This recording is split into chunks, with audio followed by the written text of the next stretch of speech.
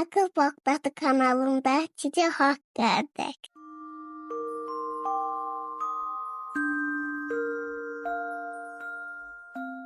Salamun əleykum, mənim əziz və gül ətirli balalarım. Bu gözəl gündə sizləri xoş gördük. İstəyirsiniz bugün sizə Əhl-i-Beyt barəsində gözəl bir hekayəni danışım?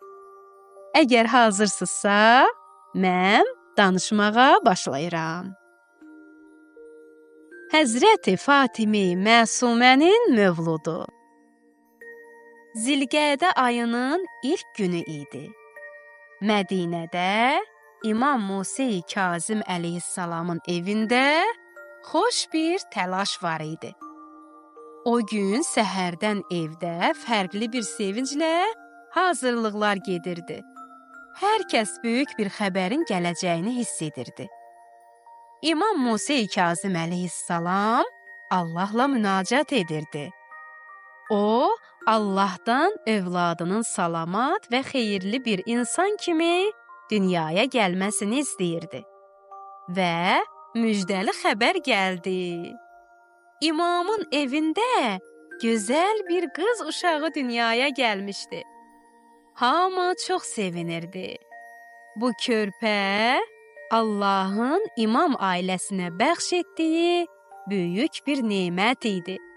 İmam Musa-i Kazım əleyhissalam bu gözəl övladına Fatime-i Məsumə adını verdi. Bu uşaq adi bir uşaq deyildi.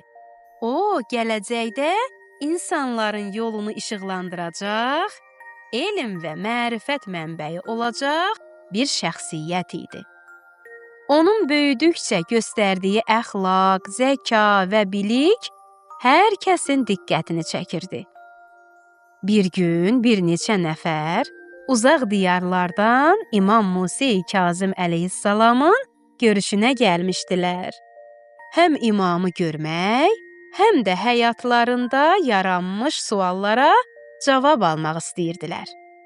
Lakin imam evdə yox idi, səfərdə idi. Geri qayıtması isə günlər çəkəcəkdi. Hələ kiçik yaşlarında olan xanım Məsumə salamullahi əleyh onların əliboş getməsinə ürəyi dözmədi. Yüksək əxlaqı və elmi sayəsində onların suallarının cavabını verdi. Həmin şəxslər sevinc içində evlərinə doğru yol aldılar. Xanım Məsumə salamullahi əleyhanın bu davranışı Mədinədə yayılmağa başladı.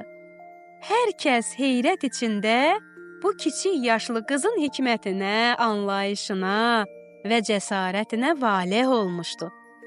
Böyük alimlər belə onun verdiyi cavabları eşidəndə heyrətlə bu uşaq doğrudan da Allahın seçilmiş bəndələrindəndir, deyirdilər.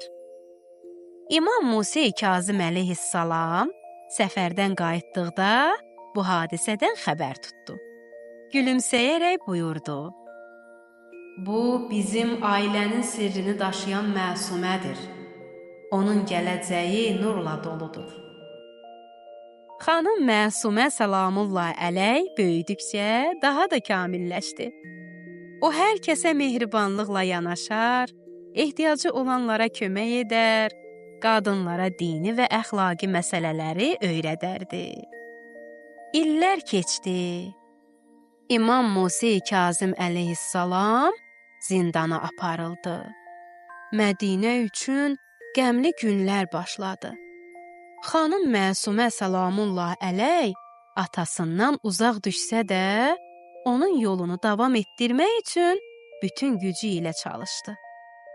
İmam Rıza əleyhissalam Xorasana hicrət etdikdə, bacısı Məsumə salamullahi əleyh onun yanına getmək istədi.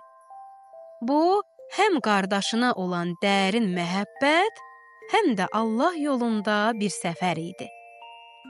Lakin bu səfər çox çətin oldu. Yol boyu xəstələndi və Qum şəhərində dayanmalı oldu. Qumda yaşayan möminlər onun əzəmətini dərhal hiss etdilər. onun elmindən, duasından bəhrələndilər. Xanım Məsumə səlamullah əleyh nəhayət Qum şəhərində bu dünyaya vida etdi. Onun məzarı bu gün də nur saçır. Hər il minlərlə insan onun ziyarətinə gəlir. Onlar bu böyük xanımın şəfaətinə, duasına ümid edirlər. Beləcə, o kiçik yaşlarında insanlara hidayət olan qız böyük bir şəhərin nuruna çevrildi. Onun həyatı bizə göstərdi ki, elm, iman və fədakarlıq qadın üçün ən böyük dəyərdir. Əziz balalarım, hekayəmiz sona çatdı.